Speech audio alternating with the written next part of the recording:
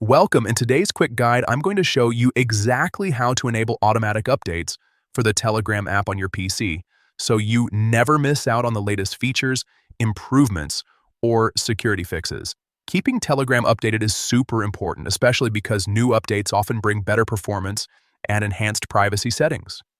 The good news is you can set it up once and let it update automatically in the background. Let's get started.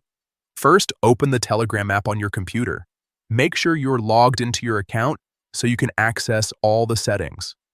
Once you're inside the app, look at the top left corner of the screen. You'll see 3 horizontal lines. Click on those lines to open the main menu. From the menu that appears, go ahead and click on Settings. This will take you to the main settings page where you can customize your Telegram experience. Now, inside the settings section, scroll down a bit until you find the Advanced option. Click on Advanced to open more detailed settings. Here's where the important part comes in.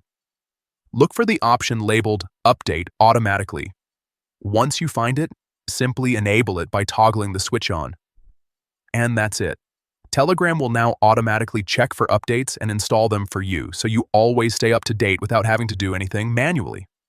This is especially useful if you want a smooth experience without worrying about missing new features or important fixes.